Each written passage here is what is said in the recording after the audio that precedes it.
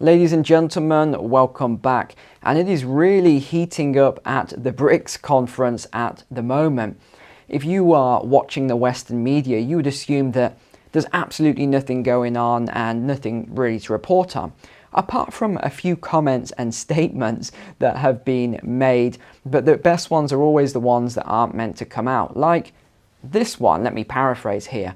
The West's dominance over the global order is almost over and soon coming to an end, ready for a new equitable world where all resources are shared between nations. Again, I'm paraphrasing there, but I want to get into all of these things that are being said at the conference, but also even more de-dollarization.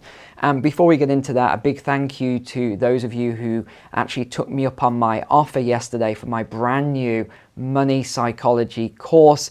I'm just so excited. I can't wait for you to take this course, learn from it, and to completely change your life and your family's life. So thank you so much. And the link for that is in the description below, 75% off right now for launch week. So let's get into this then. Let me get started with this information. So BRICS was actually founded in 2009. That was initiated by Russia as a new challenge to US world order or US dominance. Then South Africa joined in 2011. So what was it before? It was BRICS, so Brazil, Russia, India, China, and then South Africa came. But we're going to have to rename this. It won't be BRICS very soon because of the amount of new members that are joining. And this is staggering. But firstly, 30% of all global output is from the current, just these 5 countries. That's it. And they represent 42% of the world's population. Wait until we go through in a moment these new countries that are wanting to join. There were 46 country leaders or other country leaders at this recent conference. This is going on right now. This is going to completely shake up the world as we know it, the world driven by Western influence. Because it wasn't just these main leaders from these countries. Putin not in attendance, he's doing it by conference. His second in command is there at the meeting. And this is all over this arrest warrant for Putin, put South Africa in a very difficult situation, because if they hosted him, they would be expected or forced under international law to arrest him. You can imagine how that went down, so he decided not to attend. There are at the moment at least 40 countries who have shown an interest in joining BRICS, and 23 have already submitted their application. Can you imagine if we were to go from these 5 countries to actually having these other 40, so 45 countries? We already have 23 applications right now. These aren't small countries that have applied. Some of these are powerhouses. And the one that concerns the United States the most is Mexico. Yes, Mexico is a probable new entry that is about to join BRICS very, very soon. The US has made a lot of statements on this, the US government. How they could even block this, I'm not sure. I don't think they can, but they are not happy about Mexico. Another country is Argentina, that they're also not happy about joining BRICS. Nigeria is another one, obviously another powerhouse in Africa. And then pretty much all of the Southeast Asian countries, Malaysia and Thailand, etc. All of the, Indonesia, another big one. All of these sort of Southeast Asian countries have shown an interest and are likely to be joining BRICS very shortly. But I guess the headline right now is what China has said. And they've talked about how they're aiming via the BRICS Development Bank to actually de-dollarize the world at a rapid rate. And they have a plan for this, which runs through to about 2040. And it is a very ambitious plan, I think we can say. What else happened over the last week? Big news, which wasn't really reported on. The BRICS Bank actually raised $94 million in their first ever South African bond auction. And actually, it was completely oversubscribed. They received more than 2.5 billion rand and bids for the 3 and 5 year bonds, enabling it to increase the size of the deal. It allocated 71% to institutional investors and the rest to local banks in last week's sale. So again, very, very big news here, but this is really going to be driven by local currencies. But let me get into the shared screen here and explain what exactly is going on. Let's begin with this Bloomberg article then. The emerging market bloc that wants to shake up the world order. Dozens of nations have lined up to become members of BRICS. The world's leading emerging market powers have complained for years about being sidelined by wealthy nations. Now they are mounting their most ambitious challenge yet to the status quo. There will also be talks on how to accelerate a shift away from the dollar, in part by increasing the use of local currencies in trade between members, which is surging, according to a draft agenda seen by Bloomberg. Of course, these are your main BRICS. You have Lula, Putin, Modi, Xi, and South Africa's president, who has had a lot to say recently if you follow any alternative media. Of course, this is never published or publicized on Western media, the comments he's making about the West. So let's have a look at this then. BRICS Plus is forecast to dominate the world's GDP. So G7 is the black line here, the BRICS nation is the blue line, and the BRICS plus Indonesia and Saudi Arabia is this lighter blue line just above here. And bear in mind, this is just Saudi Arabia and Indonesia if they join, not including all of the other countries that we alluded to. Now, very key here, what are you noticing with the G7, the black line, versus the BRICS, the dark blue line? Now, who are the G7, you may ask? That is Canada, France, Germany, Italy, Japan, the UK, United States, as well as the EU. Wait a second, isn't that 8? 1, 2, 3, 4, 5, 6, 7. That's actually 8, but anyway, it is the G7. So a powerhouse of economies there. And yet what happened in 2020? Well, we reached the crossover point between those G7, those powerhouses that have dominated for a long time. And you can see this goes right back to the 1980s here. And you can see the crossover point 2020 and the forecast through to 2050. Now this is going, and again, I want you to pay attention to this. This has gone down from 50% GDP, the world's GDP, and it's, look at this, around 2050, it's going to hit somewhere in the region of 17, 18%. So it's obvious, this is what I keep talking about, what I'm trying to prepare you for. It's obvious the way this is going with the world, and you've got to be prepared for this changeover that began, well, it began back a long time ago in the 90s here, but it really switched over 3 years ago in 2020, which is not a coincidence that there was other things happening at that time. We are moving towards this new world now, dominated by the BRICS countries. Now, this is another chart here. This is BRICS economies command vastly larger populations than the G7. Now, I don't know how much I can talk about populations and things here because it's not a sort of permitted topic on YouTube, but let me try and put it in a way that's not going to get the video flagged.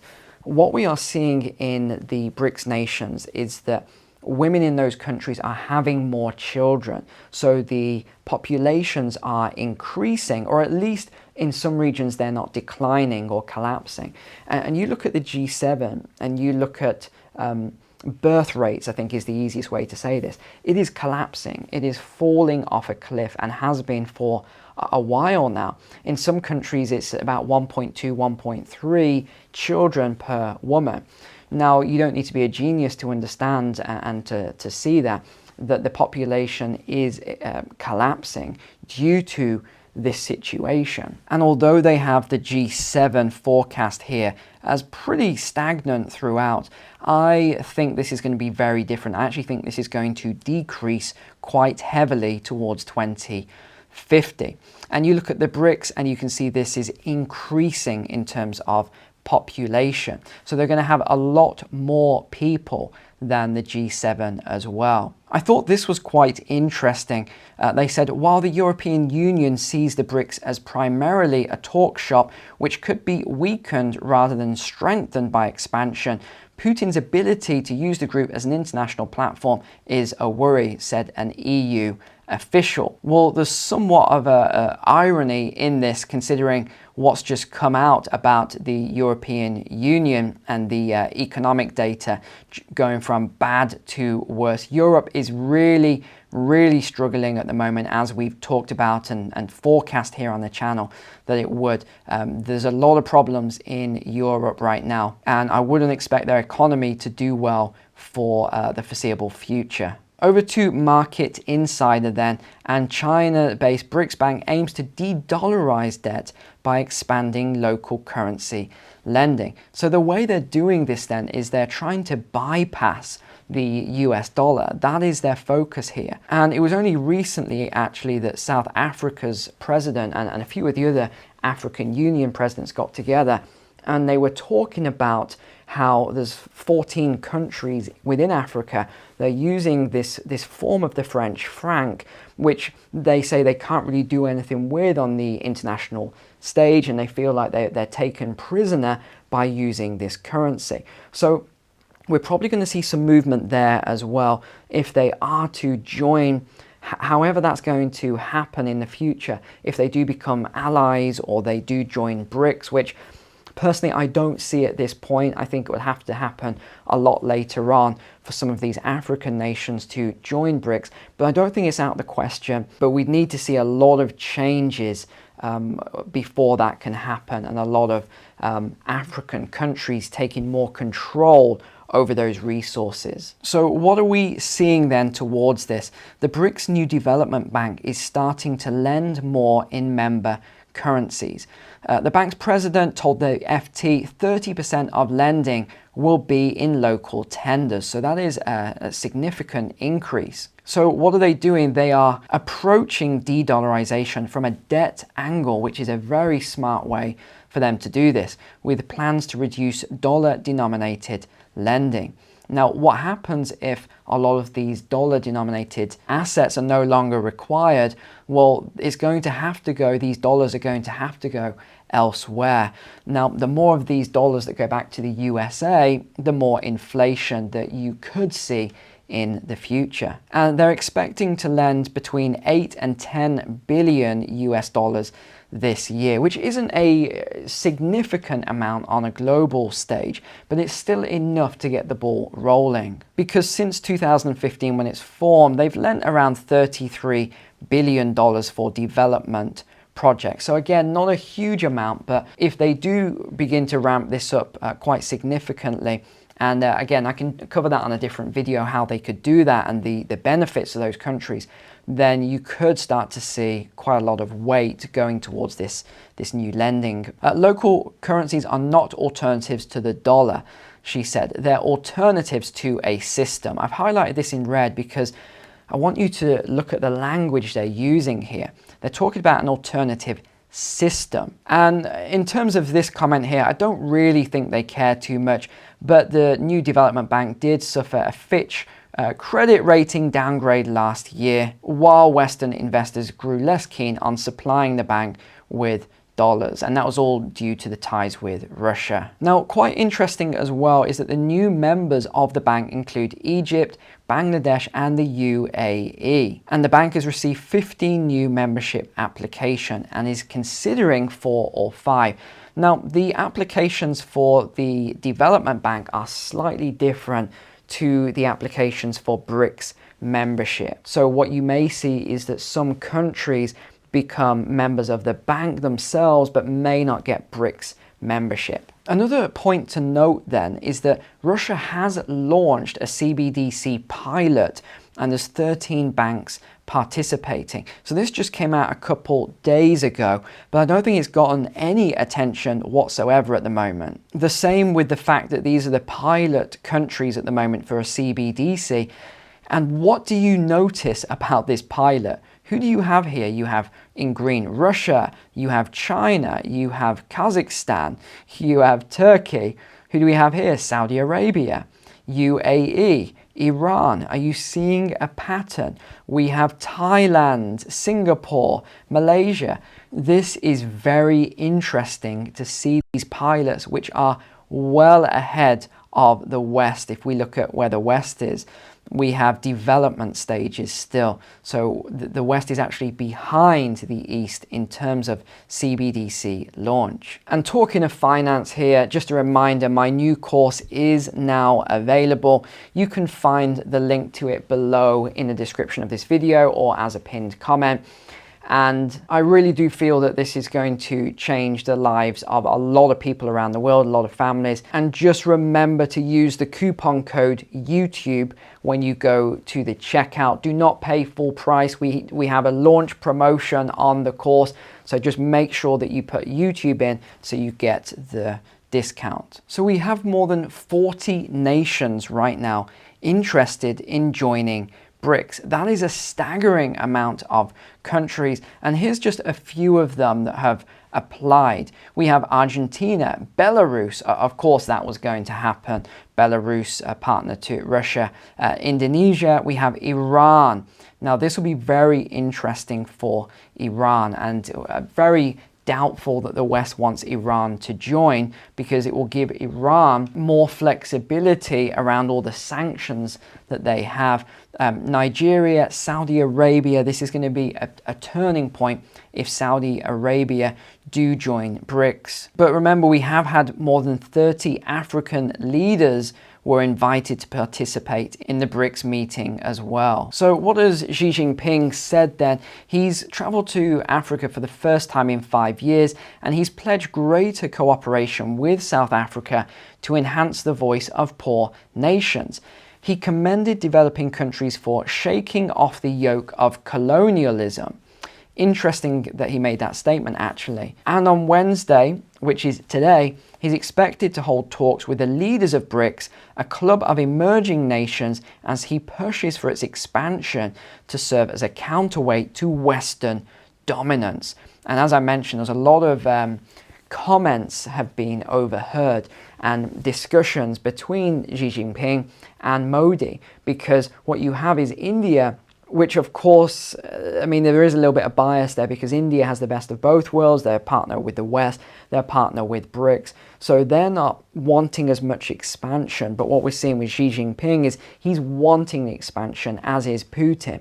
So there is a little bit of conflict there. Same with Brazil as well. But we've got to see how this plays out. Finally then, South Africa's president has said a lot of interesting and somewhat controversial things over the last few weeks now, mainly centered around healthcare and access to medicines, I guess we can say, over the last 3 years. Again, you won't see any of his comments published in Western media, but he talked about how the Western world made South Africa and African nations look like beggars, coming with their begging bowl to get medicines and things like that. Either way, it's quite clear to me the way this is going. We are seeing this stronger alliance forming with all of these BRICS nations and with all of these other developing nations. Not just developing nations, we have all these powerhouses that are coming together on this side. We have the Western current dominance over this side. And what we're seeing is a power shift right now. And this is why I keep saying to you, not just with what's happening here that you've got to be aware of, because we have crossed over now, we did in 2020, but it's also the things I talked about yesterday that you've got to prepare for with your jobs, with your income, with your pensions, with how you're investing right now. You've got to think of all of these things. Don't just assume that what you have right now and the way things have been going for a long time are going to continue, because they are not. They won't continue on this exact trajectory. Things are going to shift. They are going to change. And if you are worried about this, you are concerned, remember, I have a private community. There's a lot of content in there. I do a monthly video. Or these new courses that I've just mentioned, or should I say this new course.